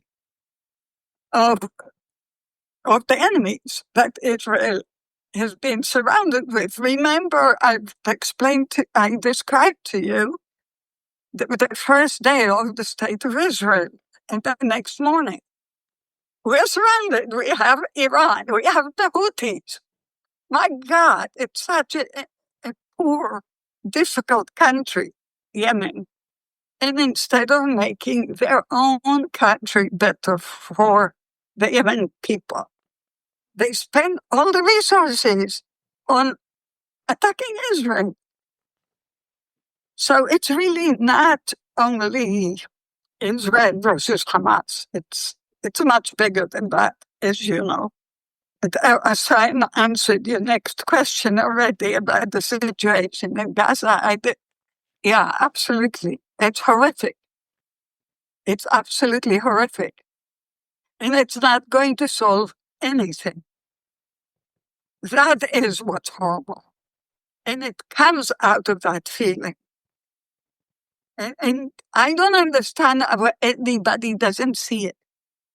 And we don't know if we believe that 20 hostages are still alive. Think about it. Go back to October 6th. What did we gain in this time? What did the world gain in this time? What did Hamas gain in this time? Okay, so, and I don't even want to go into Israeli internal politics. It's all, there's so much in this. Right, but so while I want to share with you as much as I can, it's... And let's go to the next question. Also, many Palestinians describe a deep sense of abandonment by the world in light of the ongoing devastation in Gaza. For many, this humanitarian catastrophe is the most traumatic experience since the Nakba. Some human rights organizations have even described the current war as genocidal. From your perspective as a trauma expert and someone so deeply committed to human dignity, how can we begin to hold space for these distinct experiences of profound pain and loss, especially where innocent civilians and children are so deeply affected? How can we do this while also acknowledging the very different historical legacies of trauma involved? Well, the answer is somewhat in your question, really. We have to hold them together. Absolutely. And you take my little page and you hold it together. You double the page and hold it together. And you remember actually everything I told you. You must hold it together because it exists together. It's interesting about what you're saying, that the Palestinians describe a sense of abandonment. Actually, in world public opinion, they're not abandoned at all, right? They are the center. So, and the Jews have anti-Semitism and rejection everywhere. So actually, it's an interesting perspective that you're putting it. It's true that actually, from my point of view, this is far worse than the Nakba. It's far worse than the Nakba.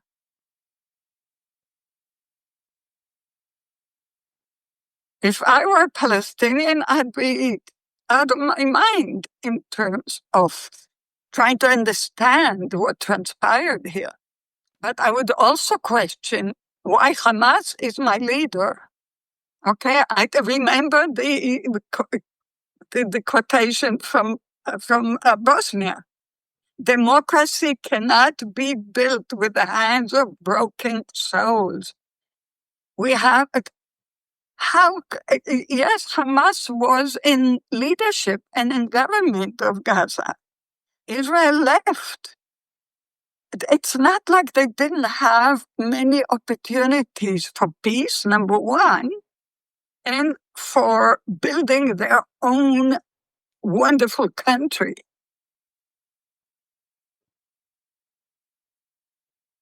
If I were Palestinian, that's what I would be asking. Where did we fail? Okay, and if I really cared. But public opinion is totally there. They're not abandoned, actually. You know that. You're out in the world. But even the discussions in the news every day, is the United Nations blames Israeli humanitarian organizations, blame Israel, etc., etc., etc. I know that world very well. Are you there just to blame Israel? Do something. Do something. That is your job, to do something. It's much too easy just to sit back and blame terrible Israel. And I'm not justifying what's going on. in terms of the losses. I'm not. But if you really want, food to get there the way you want it to get there, do it. Do what's necessary to do it. Where are you? Just complaining on international news? So what? So you'll take Netanyahu to court? Okay. So how would that improve the situation? So, but from my point of view, this is far worse than the Nakba. It's a nightmare. It's a nightmare. It has to, and the only thing, if I can say ironically optimistic, is maybe there's a way to rebuild that will really be a democracy, that will really be not a bunch of refugees for hundreds of years, but people who cherish their land and build on it. But sorry, I wish yeah. Can we go on with the next question, or do you want to add something? No, go ahead. I don't know. There's so much to say, and in some ways there's sort of nothing to say. You and I see the same pictures. And by the way, many people inside Israel don't see many of the pictures of Gaza, right? So there's also so many distorted communications. But go ahead. Sorry, I guess you see that I can also be emotionally overwhelmed. No problem at all. I am emotionally overwhelmed about this, particularly because I do feel very helpless. Can you explain how the concept of re-traumatization help us understand the emotional impact of October 7 for the Jewish community in general and Holocaust survivors and their offspring in particular? Are there studies or observations that shows how Shoah trauma was reactivated? Of course. I mean, it's the concept. We all feel re-traumatized. We feel traumatized. There is the question I shared with you before. Will Israel exist? The number of Jewish people today is less than the number of Jewish people before the Holocaust. Do you know that? Yeah. Yeah. And of course, particularly Jews who had been exposed to trauma in their history. Not only Holocaust survivors, including others from other lands, okay? Of course, they're being re-traumatized. But it's also direct traumatization. Okay, just reducing it to, it's like the past, okay, doesn't explain the full impact of the present. Many of all listeners are not directly affected by the conflict, but are emotionally touched and often overwhelmed by the scale of suffering on both sides. We are recording this conversation in Berlin, 18 years after the liberation of Auschwitz, a city and a country with a unique historical responsibility when it comes to anti-Semitism and the Holocaust. What is the most meaningful way people who are not directly involved, especially here in Germany, can offer support and solidarity to those experiencing deep trauma right now?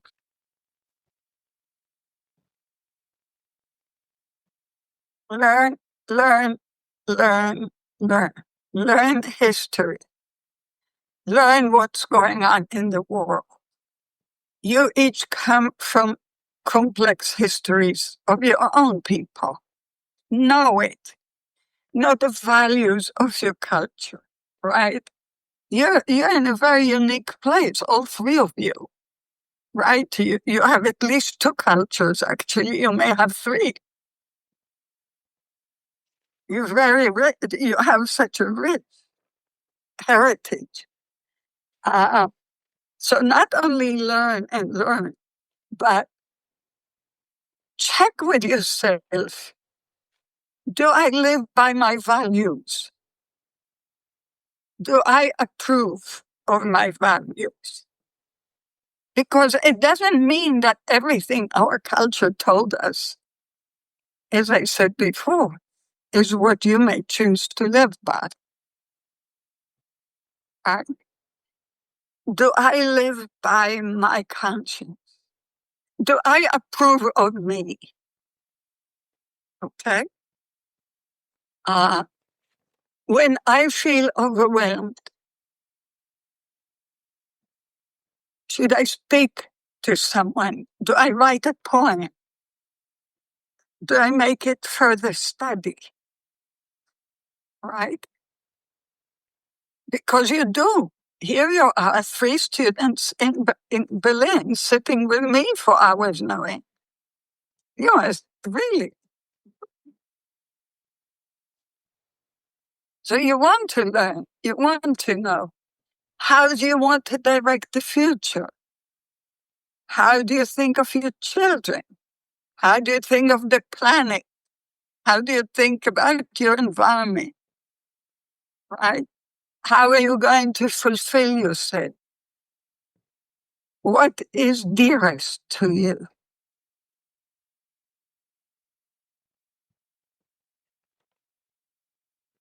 You see, these are the kind of questions that are good to ask. I will give you an important moment from my life when I went to visit a professor friend of mine we both had cancer. But I visited him and he was in much worse states. And as you see, I'm still here. Thank God. And I said to him, what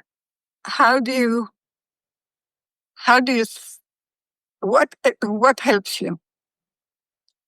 And you may be too young to hear this, but just the same, if it helps you one moment in many years, he said, I think of every moment as the last one, but also I think of the same moment as lasting forever.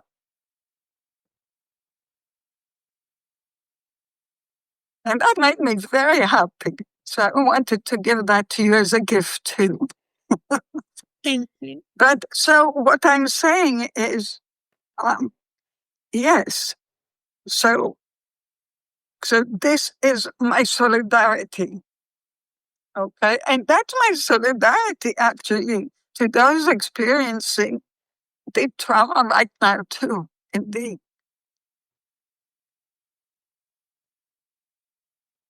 We all have just one life to live. So the question is, how do we do it? What do we want it to be? And you are in a brilliant age to do that.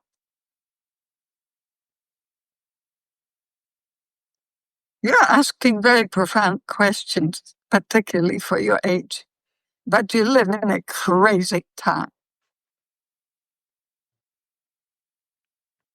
So, go ahead.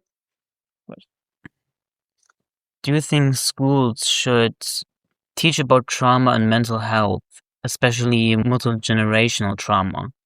Could this help young people to engage with conflict and history more humanely? Yes.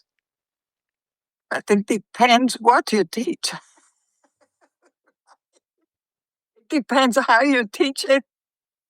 And it has to be age appropriate, right? Absolutely. It would be wonderful if what we've learned from the field of trauma is adapted. So even in schools, we can help heal people, right? We can help heal. We can establish good conversations, good communication, a sense of camaraderie, a sense of support, a sense of community. So the loneliness of the trauma, nobody should be alone with the trauma. So, and each one has their own right road. So allow for uniqueness, allow for differences. Don't demand everybody to be the same. Because we're not. Each one of us is a unique individual. So help everybody find themselves, not what you think they should be. Dr. Danieli, before we Yes. close, is there anything you would like to share from your deep well of wisdom with our listeners? A message of hope, caution, or remembrance as we navigate these deeply painful and complex times? I think I've shared a lot. Remember hope. We didn't say the word love. Love helps a lot.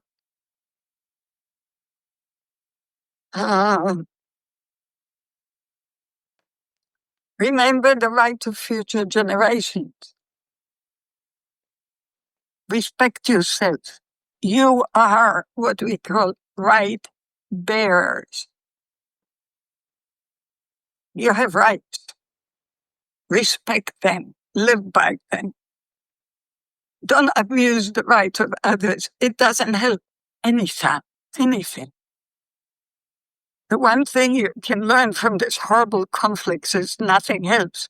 So this destroys, and the other destroys, and that destroys, and the other destroys, and that one destroys, and that one destroys. It's so much easier to destroy than to build. Focus on building. Dr. Danieli, we can't thank you enough. Your life's work, your compassion, and your insights have left a profound mark on us.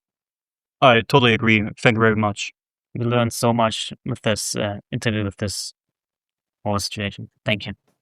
Well, you know my address. You know my number. You would be part of our center as long as you want. Send me your email. You're part of my heart now. Thank you for listening. If this conversation was meaningful or unsettling, if it left you with answers or more questions, feel free to like, share, and subscribe. See you next time on our Israel-Palestine podcast.